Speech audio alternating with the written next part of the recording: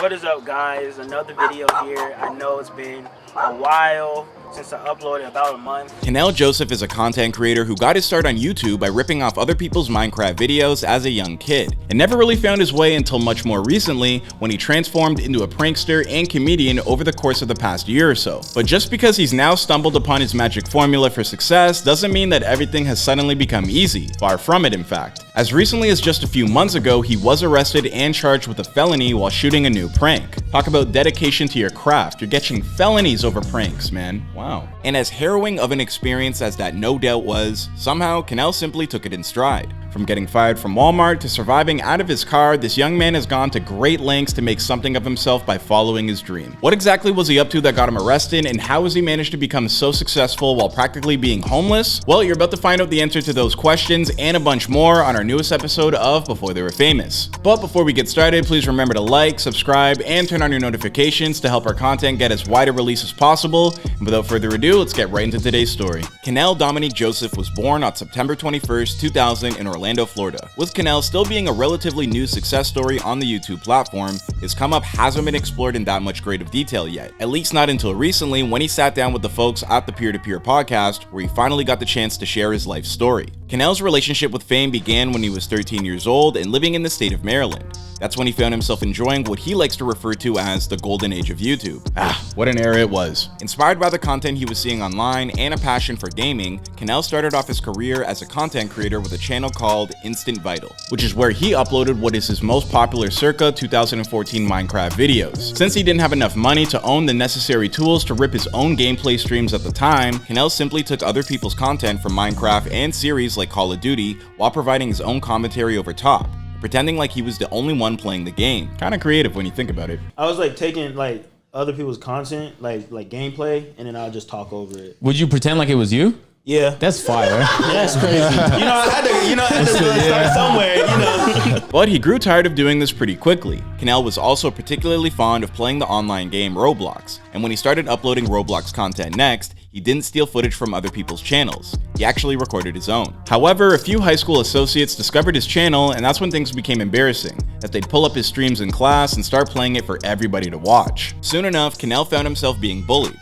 Considering this was a kid whose mom worked in the military and that he had spent so much of his life moving from one city to the next, it was already difficult enough for him to form friendships, which means the teasing became a complication in his life that he didn't need. So he started looking for other things to do. Stepping outside of his comfort zone, Kenel uploaded content that was more in line with his reaction type videos, and his first real traction he ever gained was when he reacted to his sister's Musical.ly account. I did like this video called like reacting to my sister's Musical.lys for like TikTok.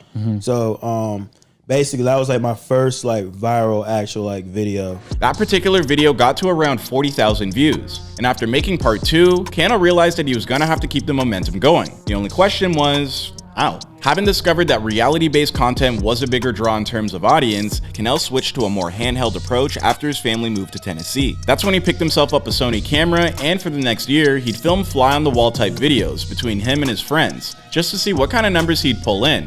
He'd have fun doing it, but consistent success remained outside of his grasp. Shortly thereafter, Kenel discovered the comedic content of Pretty Boy Fredo, and realized that he could potentially fool people into believing he was pulling off some epic pranks when all he was really doing was faking the entire situation for views. But even this form of content eventually began to lose its appeal to Kenel. Tired of not being his authentic self, he was set to give up on YouTube completely when he discovered real-life pranksters like Danny Duncan and Balin Levine. So he decided to give this content creation thing one more shot. In the fall of 2020, Kenel began shooting live reactions to a series of increasingly outlandish pranks with the help of TikTok. His content finally began to take off. And I mean, it really couldn't have come at a better time in his life. By this point in his life, Kenel had graduated high school, but he was working a series of odd jobs at pizza parlors and Walmart. Something he really didn't want to be doing for the rest of his life, and wouldn't end up having to, not after he got fired after being late all the time. With college never being a part of his plans, he needed to figure out something else to do with himself. I was about to actually go to college for computer science, but I was like, you know what? That's some bull. Yeah, like everybody's like depressed. So I remember like No cap. I actually think computer science majors have the highest percentage of depression. Thankfully, with the help of TikTok, Kanell's YouTube channel shot up from a few 100,000 subscribers to 10,000 in just one day. This motivated Kanell to get himself back on track from posting sporadically every few months to churning out original content on a regular basis. Not that life got any simpler, because in the hopes of making the most interesting content possible, Kanell had put himself at risk many times. Shortly after finding some good solid ground on YouTube, in nearly 6 years of changing up his approach every 365 days, Kanell realized that he'd have to push the boundaries of both good and bad taste in his own safety to keep his trajectory on point. And then, he almost killed himself in the process. For one particular sketch, he decided to break into a restricted dock area where he'd have his friend record as Kanell jumped off and swam back to shore. The only problem, Kanell greatly misjudged how difficult a particular stunt was going to be, and after rattling his entire body when he hit the water from such a great height, he began to tire out really quickly and swam back. So much so that he realized he wasn't going to make it. I'm like, I can't move. And so he drops the phone and he jumps in the water with me. And literally, like, at this point, I'm panicking. So he gets up towards me, and like I accidentally started choking him, because like when you start panicking, you're not thinking straight. By the time his friends finally helped him get to shore, the police had been notified. So Kanell sent his friend away to avoid him getting in trouble, and when the cops showed up, they handcuffed Kanell and put him in the back of the cruiser. Luckily, they did not wind up booking him, at least not that time. Following that crazy stunt, Kanell toned down the physical stuff, but things didn't get any easier. After getting surgery on his feet for some particularly nasty bunions, yes, I mean real bunions, Kanell healed up at his mom's place, and then wound up living out of a Toyota Prius starting in the fall of 2021. At this point, his YouTube channel was practically dormant again. But after he recovered from his surgery, Kanell got back to work focusing on his channel. He brought on a series to his fans that helped him record, and over the final few months of 2021, his subscriber count would jump from around 17,000 to 40,000, after he began posting regular content that pushed the boundaries of good taste. Excuse me. Excuse me. Oh, I'm sorry. Did I get in your personal bubble? Yeah, you kind of backed into me. Oh, I'm sorry. Are you sure you didn't back into me? Of course, he'll also still occasionally find himself in the odd prickly situation, like the time he recently got arrested for being involved in altering the pricing system at McDonald's. You can change the price of I don't know.